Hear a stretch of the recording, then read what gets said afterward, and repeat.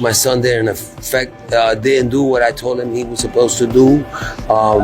No, not at all. I hate myself for it, but it's part of it. It's just part of the life. He heard his father say in the corner, "What happened to your fast hands? That shit didn't work, man." Lopez is going to have real problems with the hand speed of Shakur Stevenson, his lead hand, and that Teofimo wanted two really specific things early in this fight. Number one, he clearly wanted to land his big right hand over the top. And again, it was off of one or two punches, then switch to southpaw and try to land the left hand while covering distance. Teofimo Lopez Sr. absolutely destroyed Teofimo Lopez following that savage defeat against Shakur. This wasn't coaching. This was pure, unfiltered humiliation. Sr. tore into his own son post-fight, exposing how he abandoned the game plan, crumbled under pressure, couldn't deliver what they drilled. The boxing world is destroying Teofimo, branding this showing pathetic, though some argue the worst blow came when his father buried him alive publicly.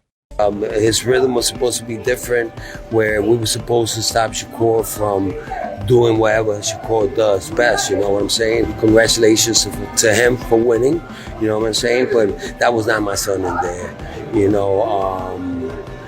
I think probably the networks and... Teofimo Lopez Sr. showed zero mercy, trolling his own blood in front of every fight fan watching. He painted Teofimo like he'd forgotten his entire arsenal, power to fundamentals, claiming their strategy never materialized when the lights blazed. Fans are slaughtering Teofimo, screaming embarrassment, pointing out it's crushing enough getting dismantled by Shakur.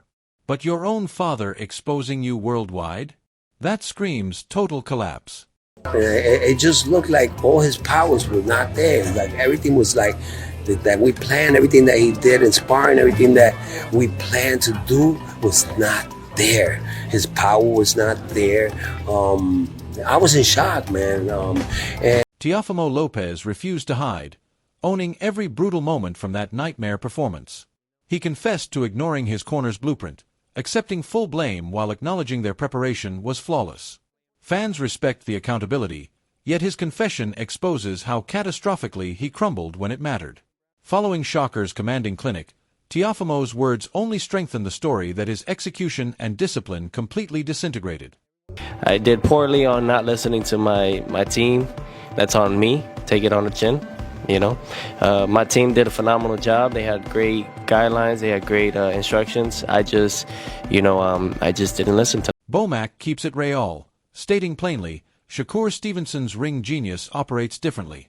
According to him, when Shakur commits to anything, execution becomes automatic, rendering him virtually impossible to touch. Expert consensus rings clear. Defeating someone this sharp isn't merely difficult, it's borderline impossible. Fans finally understand Teofimo's destruction wasn't random bad luck. It was getting overwhelmed by supernatural boxing brilliance. You know, Shakur just got a great boxing mind. You know, that's just it. He's got a great boxing mind, and you want to see put his mind to it, he's gonna get the job done. What is it gonna take to beat someone like him?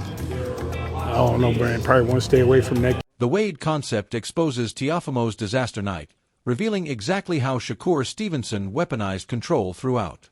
Each attempt breaking past the jab, cutting angles, denied, and Teofimo continuously botched positioning opportunities.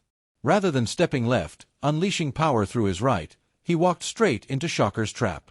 Pure masterclass in ring warfare, exposing Teofimo's helplessness and inferiority.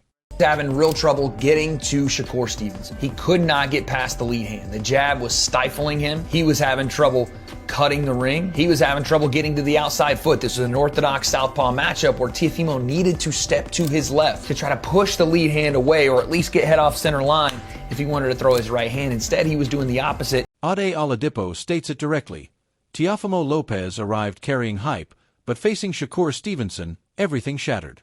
Despite Teofimo showing skill versus fighters like Kambosos and Sandor Martin, Stevenson exposed him brutally. Complete annihilation. Teo connected with nothing while Shakur commanded every second relentlessly. This wasn't just victory. This was proof that Shakur reigns supreme in the 140-pound division. That boy is brilliant. Understand who he beat. He beat Teofimo Lopez, who, yes, has had his issues. I think we see that against Kambosos and to an extent against Sandor Martin. But Teofimo Lopez was recognized by everyone as the best 140-pounder. Shakur Stevenson in his first fight in the division has gone to fight the best, and it's a shutout. It's a shutout. There wasn't a mark on him. Like, Teo barely... Eddie Hearn's assessment captures Shakur Stevenson's showing perfectly, absolutely untouchable. Every dimension of his arsenal, power output, precision timing, movement mastery, conditioning, firing on all cylinders. This surpassed tactical dominance.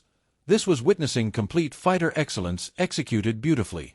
The outcome proved undeniably that Stevenson owned every moment bell to bell, cementing why he's regarded among the most gifted and refined fighters competing today. I just think Shakur looked strong. You know, Shakur looked like he was punching very hard. His jab was on point. His footwork was incredible. It's his timing. It's his fitness. Shakur Stevenson's opening statement post-fight screamed total authority over his performance. He coolly described how he surgically destroyed Teofimo Lopez, radiating certainty through every strike, every sequence. Round 2 onwards, he recognized complete advantage, informing his corner about superior strength and command. Stevenson's jab, body assault left hook, upstairs accuracy weren't merely working, they were clinical. This wasn't fortune or Teofimo's errors. This was perfection in timing, tactics, and technical brilliance. Bell to bell, Stevenson's work displayed complete evidence of championship-level dominance. Yeah, I definitely did. I feel like he's a fighter, so he tried to fight back. But yeah, I picked him apart. In the second round, I want to say that I told my corner, I said, I'm stronger than he is. Did you feel like you hurt him at any point in the fight? Yeah, for sure. I hurt him a couple times. My jab, my left hand to the body, my left hand up top. I put on the... Clarissa Shields flawlessly captures what fight fans absorbed, absolute perfection from Shakur Stevenson. She highlights the essentials, body jab precision, intelligent combinations, crisp movement making Teofimo Lopez appear completely confused. Even bloodshed and visible damage couldn't mask Stevenson's superiority. Every action displayed his physical gifts and sharpness. Shields' recognition emphasizes beyond winning, pure boxing intelligence realized. Shakur implemented their strategy perfectly, owning range and rhythm. The single remaining question was whether Teofimo could possibly adjust because Stevenson's exhibition allowed zero mistakes. God, I know boxing. and like I told y'all, we was gonna see a little bit of athleticism, but we was gonna see Shakur be using his jab, going to the body. And we saw blood today. Shakur did great today. Only thing I can ask for is stopping. I can't ask for nothing. Daniel Jacobs' statement is honest and unfiltered, completely accurate. He stresses that sometimes unlimited determination cannot defeat superior opposition. Teofimo Lopez possibly battled hard, but confronting someone like Shakur Stevenson presents entirely different warfare. Jacobs' recommendation about maximum aggression highlights the harsh truth. Skill, mental sharpness, and poise divide elite from average. Teofimo's loss transcended simple errors. It represented gaps in readiness, psychology, and performance. Despite possessing courage and toughness, he faced someone who comprehended combat at championship tactical understanding. For who? For Teofimo. Hey, yo, sometimes you just gotta grab your nuts and you just gotta put balls to the wall, unfortunately. But that's just what it is. And sometimes when you think you can keep up with a boxer that's superior. Daniel Jacobs' statement is honest and unfiltered, completely accurate. He stresses that sometimes unlimited determination cannot defeat superior opposition. Teofimo Lopez possibly battled hard, but confronting someone like Shakur Stevenson presents entirely different warfare. Jacobs' recommendation about maximum aggression highlights the harsh truth. Skill, mental sharpness, and poise divide elite from average. Teofimo's loss transcended simple errors. It represented gaps in readiness, psychology, and performance. Despite possessing courage and toughness, he faced someone who comprehended combat at championship tactical understanding. Oh, man, I'm very excited. I said this was another legacy fight for him. And he got a chance to, establish his legacy once again, winning another title at 140 pounds. So I'm very enthusiastic about his future and very proud of his performance. Bruce Carrington exposes exactly how simple Shakur Stevenson rendered Teofimo Lopez throughout, opening bell forward.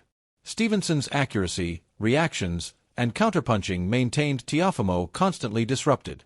Teo's trademark patterns, doubling right hands, squaring stance, southpaw switching, shut down repeatedly, preventing him creating room or connecting cleanly. Carrington observes that even attempting back foot fighting, Teofimo lacked precision and focus to succeed. The outcome proved controlling brilliance where Shakur commanded speed, spacing, and positioning effortlessly. Round 1 decided everything, and Stevenson's superiority intensified continuously throughout, establishing why he represents the most well-rounded fighters active currently. And he made it easy. You know, I was saying, like, if Teo was to fight more on a back foot and throw punches when Shakur throws, that's the only time you're going to get Shakur. But Teo, he has a habit of getting out of position all the time. He'll double up his right hand, turn square, or turn southpaw. Like, that's not going to work, bro. That's not going to, you're not going to take up enough space to touch Shakur. And Shakur's reflexes just, and his countering was just keeping Teo at bay. It was an easy night from round 1 for him. Shakur got Bruce Carrington exposes exactly how simple Shakur Stevenson rendered Teofimo Lopez throughout, opening bell forward. Stevenson's accuracy, reactions, and counterpunching maintained Teofimo constantly disrupted. Teo's trademark patterns, doubling right hands, squaring stance, southpaw switching, shut down repeatedly, preventing him creating room or connecting cleanly. Carrington observes that even attempting back foot fighting, Teofimo lacked precision and focus to succeed. The outcome proved controlling brilliance where Shakur commanded speed, spacing, and positioning effortlessly. Round 1 decided everything, and Stevenson's superiority intensified continuously throughout, establishing why he represents the most well-rounded fighters active currently. Teofimo is my guy, but I've always been a fan of Shakur. And I think that Shakur put on a clinic tonight. Least amount of risk. Been able to put his skill set into fruition all night. The jab was leading. You can tell the difference in skill set, and that was the difference to me that made the fight. It wasn't about grit, it wasn't about heart, it was about sheer talent, and Shakur displayed that. Bruce Carrington exposes exactly how simple Shakur Stevenson rendered Teofimo Lopez throughout. Opening bell forward, Stevenson's accuracy, reactions, and counterpunching maintained Teofimo constantly disrupted. Teo's trademark patterns, doubling right hands, squaring stance, southpaw switching, shut down repeatedly, preventing him creating room or connecting cleanly. Carrington observes that even attempting back foot fighting, Teofimo lacked precision and focus to succeed. The outcome proved controlling brilliance where Shakur commanded speed, spacing, and positioning effortlessly.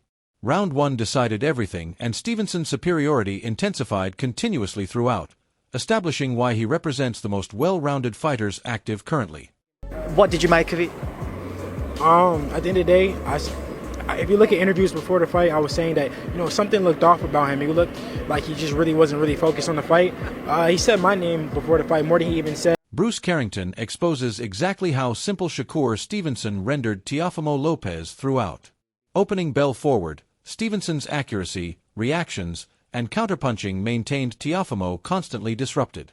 Teo's trademark patterns, doubling right hands, squaring stance, southpaw switching, shut down repeatedly, preventing him creating room or connecting cleanly.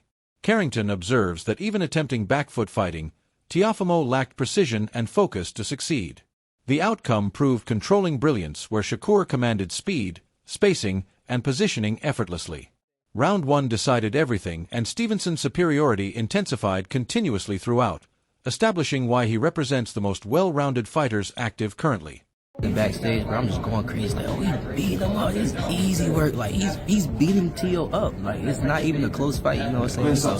So, I was just happy for him. Super happy for him. Man, he called out Conor Ben. You guys both trying to maybe co-main and main event in the UK with all these UK guys? Hey, man, how big this event was, bro. Like, I ain't tripping. Shakur Stevenson didn't simply win.